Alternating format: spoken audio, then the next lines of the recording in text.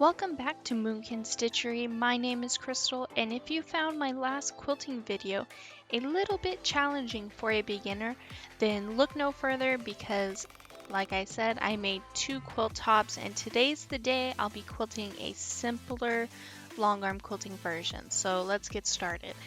First off, using a long arm quilting ruler, I am going to stitch in the ditch around the entire quilting geese area.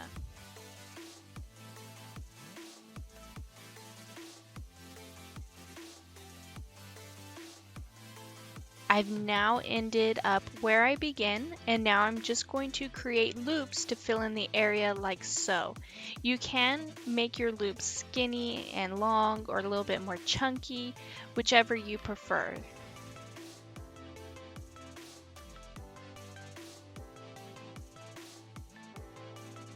Now that the block is filled, I am going to travel along the side of the flying geese and then create a loop at a 45-degree angle.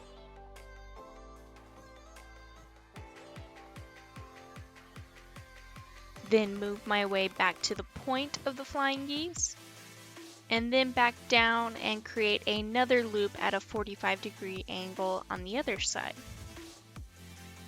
I am now once again at the beginning where I started, and since I want to keep this as a continuous pattern, I will be traveling on the edge of the quilt top towards the flying geese at the bottom. Then I'm just going to keep repeating the quilting steps on quilting out the flying geese, and once I've finished, I will once again move towards the flying geese at the bottom, and I'll just keep on moving down each block until I've reached as far as I can quilt on my long arm machine.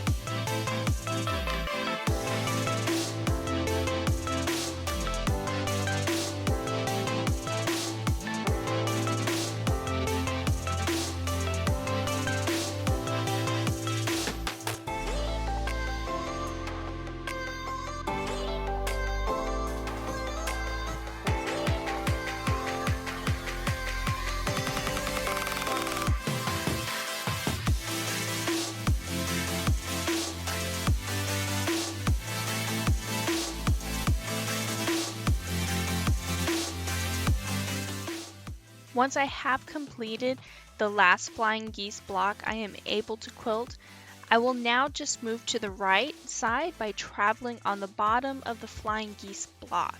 I am using my long arm quilting ruler just to move across, and then now I am starting at the point of the next flying geese block. I will quilt it again as usual.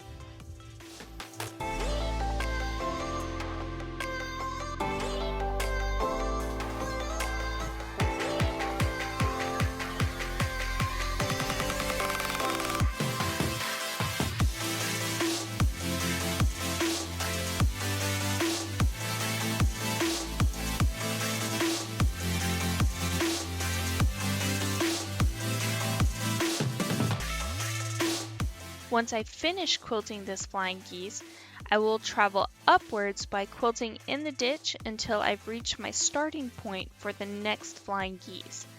I will now just keep repeating these steps until I've hit the top of my quilt again, and once I've hit the top of the quilt, I'll just move over to the right and then start quilting back down like I did in the very beginning.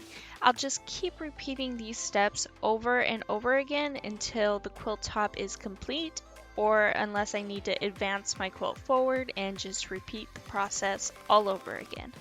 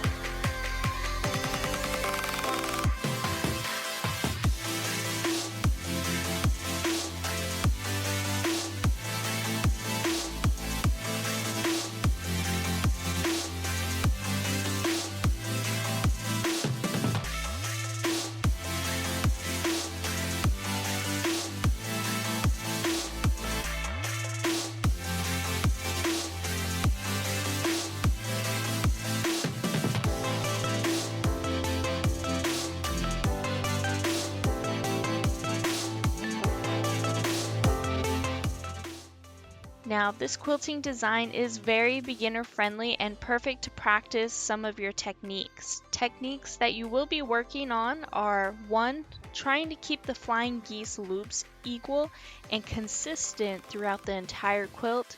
2. Working on your ruler work by quilting in the ditch. So you'll be practicing quilting in the ditch quite frequently throughout. And number 3, working on moving throughout the quilt continuously without having to break thread and tie the knots, so to speak, just so you can get to a different area. And lastly, number 4, working on quilting at different angles. As you can see in this video, this is something that I do need to practice more on. My 45-degree angles are not that consistent throughout the quilt, but like I said, just keep practicing and practicing, because if you keep practicing quilting at the same angle, you may make or get a quilt that the pattern would look great if your quilting was horizontal, vertical, or at an angle. So it is best to practice the design in many directions as possible. And plus, like I like to mention in the previous video, just like I said, keep practicing, practicing, and practicing. You can honestly never practice too much. But as always, if you could please take a moment to like and subscribe to the channel, hit the notification bell so you can be notified for your next fun project, and also leave a comment down below of what other types of quilting you would like to see me quilt out. Thank you!